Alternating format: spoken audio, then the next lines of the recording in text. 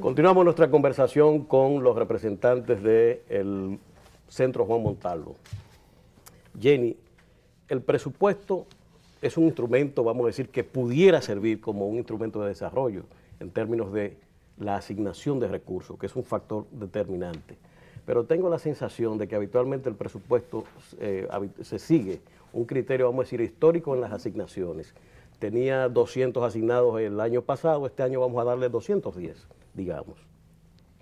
¿Es esa una manera buena de hacer presupuestos? Bueno, por supuesto que no, aunque históricamente es lo que ocurre en nuestro país, es que el presupuesto de un año se hace simplemente incrementando el presupuesto del año anterior. El problema de ese tipo de presupuesto es que entonces se ignora el diagnóstico que se tiene en el país. ¿Cuál sería el objetivo final de un presupuesto? Bueno, debería estar atado a lo que es el objetivo final pues de un Estado, de un sistema de gestión de una nación. Es alcanzar el bienestar común.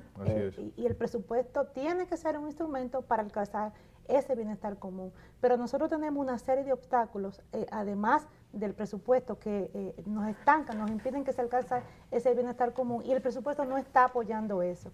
Por decir, hay un problema histórico en el sector vivienda y estadísticamente demostrado que en nuestro país, en la realidad que tenemos actualmente, es la dimensión que más influye en que el bienestar de la gente se vea obstaculizado, por no decir la pobreza. Ustedes, yo recuerdo haber visto una cifra de ustedes, del Centro Juan Montalvo, están hablando que hay un déficit como de 800.000 viviendas. Así es, aproximadamente de 800.000 viviendas. Estamos hablando de que en nuestro país, de alrededor de 2 millones de viviendas, un poco más, de acuerdo al último Censo Nacional de Población, el 70%, 73% tiene al menos una dificultad, al menos una vulnerabilidad.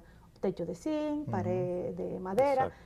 Que viviendo en un tipo de país como el que vivimos, en donde por 6 meses estamos amenazados por una temporada ciclónica, es una amenaza constante al bienestar de la gente. Y es uno de los elementos que más le hace pobre. Y la inversión en vivienda, entonces, históricamente, no responde a ese gran problema de la vivienda. La vivienda está prácticamente en manos del sector privado. En este año 2010 se presupuestó para vivienda un 0.40% del PIB. Y para este año 2011, lo que se planifica para vivienda es un 0.08% del PIB. De 0.4 a 0.08. 7.000 millones, casi 8.000 millones, a 1.500, 1.600 miles de millones de pesos para vivienda. Pero entonces, es una reducción impresionante. Pero explíqueme eso, ¿y por qué? O sea, ¿cuál es la explicación que usted tiene? No tenemos una explicación, no la hemos encontrado. ¿Qué es lo que se ha dejado Eso incluso violenta lo siguiente. El plan nacional, el plan plurianual, que recién salió, hace proyecta, ¿no?, lo que debería ser la inversión en vivienda 2011, 2012, 2013.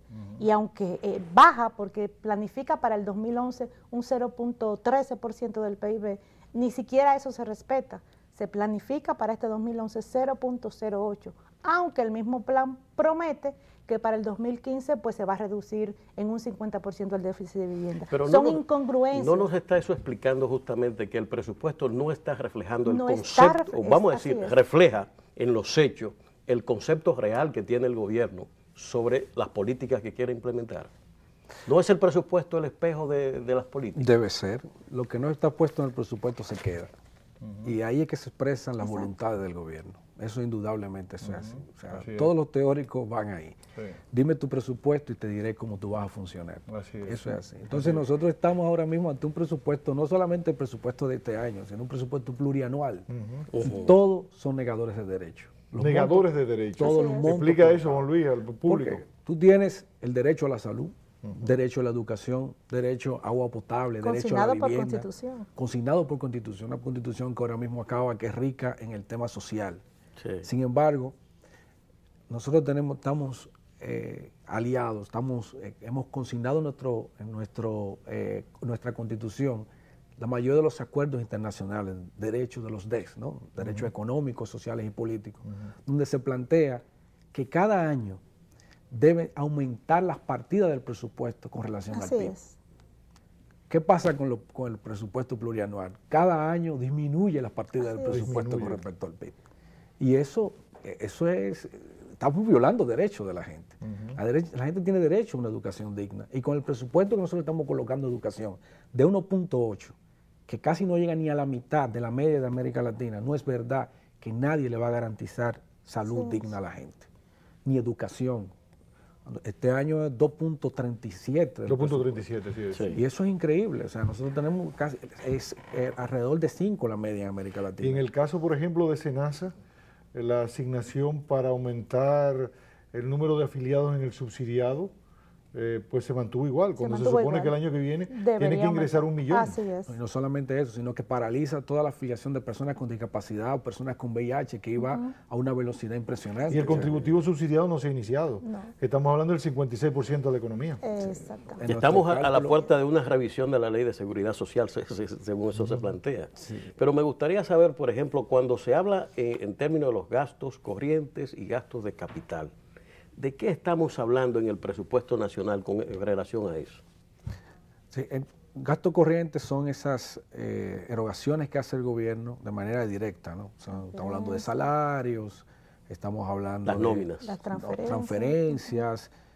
La relación hay un 76% en tema de gasto corriente, el gasto de capital hace un 26% más o menos, ¿no? Por ahí que anda.